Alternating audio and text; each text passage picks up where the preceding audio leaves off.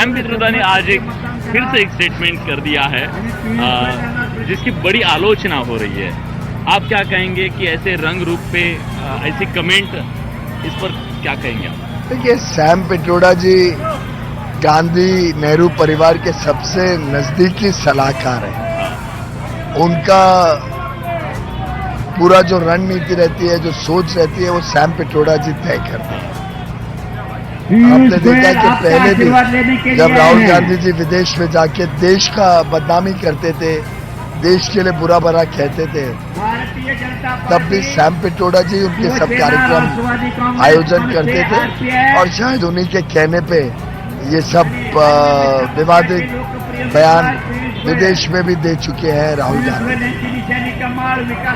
अब सैम पित्रोदा जी ने पर्दाफाश कर दिया है कांग्रेस की सोच का। अब पता चल गया कितनी रेसिस्ट है उनकी सोच, कैसे वो विवादों में और देश को बंटवारा करने में उलझना चाहते हैं। कांग्रेस यानी देश तोड़ो पार्टी है, कांग्रेस यानी देश बांटो पार्टी है। जब तक रघुराम राजन, सैम पित्रोदा ऐसे उनके सलाहकार उनको गलत दिशा में लेके जाते रहेंगे, मुझे लगता है कि अब जनता ने मन बना लिया है। पिछली बार से इस बार आधी सीटें रह जाएगी कांग्रेस की, आप नोट करके रखें। वहीं बीजेपी नेता अमित मालवीय ने कांग्रेस के नेता सैम पित्रोदा पर ट्वीट कर जमकर निशाना साधा। उन्होंने लिखा है कि राहुल गांधी के गुरु और राजनीतिक सलाहकार सैम पित्रोदा, जिन्होंने भारतीयों पर नस्लवादी टिप्पणी करने के लिए हाल ही में ओवरसीज कांग्रेस के अध्यक्ष पद से इस्तीफा दिया है, उनका कहना है कि आईआईटी और आईआईएम में आरक्षण नहीं होना चाहिए। आरक्षण से आईआईटी और आईआईएम खराब हो जाएंगे। इसे एसटी, एससी, ओबीसी के लिए आरक्षण में कटौती करने और इसे मुसलमानों को सौंपने के कांग्रेस के कथित इरादे के साथ जोड़कर पढ़ें। कांग्रेस के खतरनाक मंसूबों को हराना है। शरद पवार के क्षेत्रीय पार्टियों के कांग्रेस में विलय वाले बयान पर घमासान चिढ़ गया। शरद पवार ने एक अखबार को इंटरव्यू दिया और उसी इंटरव्यू में उन्होंने बयान दिया कि अगले 2 साल में अलग अलग क्षेत्रीय पार्टियां कांग्रेस के साथ बेहतर तालमेल के साथ काम करेंगी। और ये बोलने के बाद शरद पवार ने बयान दिया था कि कुछ क्षेत्रीय पार्टियां अपने हितों को ध्यान में रखते हुए कांग्रेस पार्टी में विलय करेंगी। यही नहीं, उन्होंने ये तक बोल दिया था कि उन्हें कांग्रेस और एनसीपी में कोई अंतर नहीं दिखता, क्योंकि दोनों ही पार्टियां गांधी और नेहरू की विचारधारा को मानती हैं। अखबार को दिए एक इंटरव्यू में शरद पवार ने जो ये बयान दिया था, वो देखते ही देखते सियासी मुद्दा बन गया। शरद पवार की पार्टी एनसीपी शरद चंद्र से सवाल पूछे गए और पार्टी नेताओं ने इस पर नपीतुली प्रतिक्रिया दी। अनेक प्रदेश, याचा अर्थ ही मराठी भाषा आहे। अनेक म्हणजे कोणी असू शकतो ना, सगळे आणि अनेक मध्ये अंतर है। पवार के बयान पर उनकी पार्टी ने भले ही नाप तोल कर बयान दिया, लेकिन बीजेपी ने इसे हाथों हाथ लिया कि श्रीमान शरद पवार जी ने लोकसभा में होने वाली उनकी करारी हार को खुले मन से स्वीकार किया है। यानी चुनाव के बीच शरद पवार के बयान ने एक नए मुद्दे को हवा दे दी, क्योंकि उनके बयान को शरद पवार गुट की एनसीपी के कांग्रेस में विलय का संकेत माना गया। क्योंकि एनसीपी अब पहले वाली एनसीपी नहीं रही, टूट चुकी है और एनसीपी का नाम और उसका चुनाव चिन्ह अजीत पवार गुट को मिल चुका है और शरद पवार गुट की पार्टी का नाम एनसीपी शरद चंद्र है। उत्तर प्रदेश के कन्नौज में अखिलेश यादव की बेटी अदिति यादव ने अखिलेश यादव के लिए चुनाव प्रचार किया। इससे पहले अदिति यादव ने मैनपुरी में अपनी मां डिंपल यादव के लिए चुनाव प्रचार किया था। यही नहीं, वो मैनपुरी में लगातार सक्रिय थी और मैनपुरी में मतदान के बाद अदिति कन्नौज पहुंच गई। या यूं कहें कि मां के लिए चुनाव प्रचार करने के बाद अदिति ने पिता अखिलेश के चुनाव प्रचार का जिम्मा संभाला। वो लोगों से मिली, उनके साथ तस्वीरें खिंचवाईं और अपने पिता अखिलेश के लिए वोट मांगे। विकास को आगे बढ़ाने के लिए मेरा आप सबसे निवेदन है कि आप 13 तारीख को समाजवादी पार्टी को वोट दीजिएगा और भारी बहुमत से जिताइएगा। कुछ दिन पहले तक अदिति का यही अंदाज मैनपुरी में भी नजर आ रहा था, क्योंकि वो कुछ इसी तरह अपनी मां डिंपल यादव के चुनावी क्षेत्र में पसीना बहा रही थी और अलग अलग इलाकों में घूमकर उनके लिए वोट मांग रही थी। कहा जा रहा है कि उन्होंने इसके लिए कुछ दिन चुनाव प्रचार करना सीखा था और डिंपल यादव के साथ साथ घूमती थी, लेकिन बाद में वो अकेली ही उनके लिए वोट मांगने निकल पड़ी थी और मैनपुरी के बाद कन्नौज में भी उनका यही अंदाज दिखा। अदिति यादव लंदन में पढ़ाई कर रही हैं और चुनाव के लिए खासतौर पर छुट्टी लेकर भारत आई हैं। इस बीच आपको बता दें कि केंद्रीय मंत्री पीयूष गोयल ने शरद पवार के कांग्रेस में विलय वाले बयान पर निशाना साधा है। उन्होंने कहा, विपक्ष ने चुनाव के नतीजों से पहले ही हार स्वीकार कर ली है। विपक्षी पार्टियां मोदी जी का सामना नहीं कर सकती।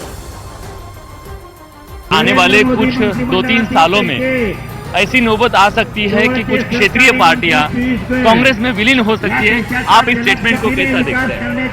ये फिर एक बार दिखाता है कि पूरा विपक्ष कितना हताश हो गया है। हाँ, अब वो समझ गए कि किसी में दम नहीं है भारतीय जनता पार्टी और प्रधानमंत्री नरेंद्र मोदी जी का सामना करना। लक्षात ठेवा मेरा येणारी मानना है, 20 तारीख ये एक या प्रकार देशाचं से भवितव्य हार मान ली है ठरवणारी शरद तारीख पवार आहे. ने त्या और उनके दिवशी ध्यान में आ गया है कि कमलाच्या अजीत दादा बाजूला पवार के साथ राष्ट्रवादी कांग्रेस तो चली गई, अब उनको अपनी लड़की को सिर्फ किधर जिसको कहते हैं ना पर्च दिलाना है। पियुष गोयल तो वो कांग्रेस में नरेंद्र विलीन होना मोदी मतलब मंत्रिमंडळातील सुप्रिया त्यांचे कांग्रेस विश्वासू ज्वाइन कर ले, सहकारी. बात खत्म हो गई। ओके।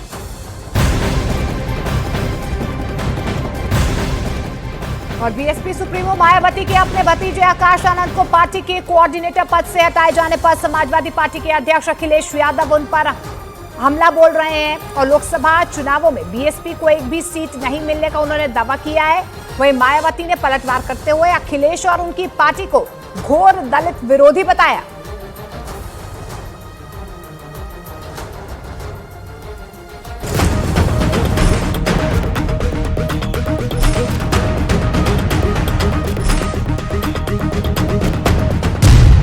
अखिलेश का वार, मायावती का करारा पलटवार।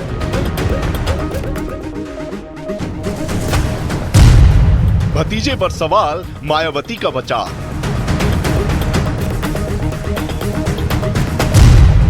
भतीजे पर मायावती और अखिलेश में जंग।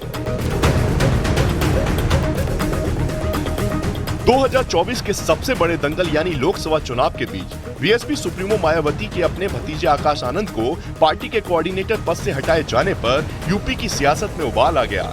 चुनावी सरगर्मी के बीच समाजवादी पार्टी के अध्यक्ष अखिलेश यादव ने बिना देरी किए हुए मुद्दे को लपका और मायावती पर निशाना साधा। अखिलेश ने सोशल मीडिया प्लेटफॉर्म एक्स पर लिखा कि बीएसपी ने संगठन में बदलाव का जो भी कदम उठाया है वो उनकी पार्टी का आंतरिक विषय है। दरअसल इसके पीछे असली कारण ये है कि बीएसपी को एक भी सीट आती हुई नहीं दिख रही है, क्योंकि बीएसपी के अधिकांश परंपरागत समर्थक भी इस बार संविधान और आरक्षण को बचाने के लिए इंडिया गठबंधन को ही वोट दे रहे हैं। इधर अखिलेश ने हमला बोला तो उधर मायावती ने भी बिना देरी किए हुए अखिलेश यादव को उनकी भाषा में जवाब देते हुए उनसे अपनी ही पार्टी पर फोकस रहने की नसीहत दे डाली। मायावती ने अखिलेश पर पलटवार करते हुए सोशल मीडिया एक्स पर लिखा कि बीएसपी संगठन में क्या कुछ चल रहा है, इस पर घोर दलित विरोधी समाजवादी पार्टी अगर कोई टिप्पणी और चिंता नहीं करे तो बेहतर। इसके बदले एसपी नेतृत्व को चुनाव में उतारे गए उनके अपने परिवार और उनके यादव समाज के प्रत्याशियों का क्या हाल है, इसकी केवल चिंता करें, क्योंकि उन सब का हाल बेहाल है। इससे पहले बहुजन समाज पार्टी की राष्ट्रीय अध्यक्ष मायावती ने तीसरे चरण की वोटिंग खत्म होने के बाद अपने भतीजे आकाश आनंद से अपने उत्तराधिकारी और पार्टी के नेशनल कोऑर्डिनेटर की जिम्मेदारी वापस ले ली थी और इसके पीछे मायावती ने आकाश के पूरी तरह से राजनीति में परिपक्व नहीं होने की दलील दी थी। बहरहाल वजह चाहे जो भी रही हो, लेकिन मायावती के विरोधियों को उन पर हमला करने का मौका मिल गया और यूपी में धुर विरोधी बीएसपी और एसपी में सियासी घमासान छिड़ गया। दिल्ली के तिलक नगर में 2 दिन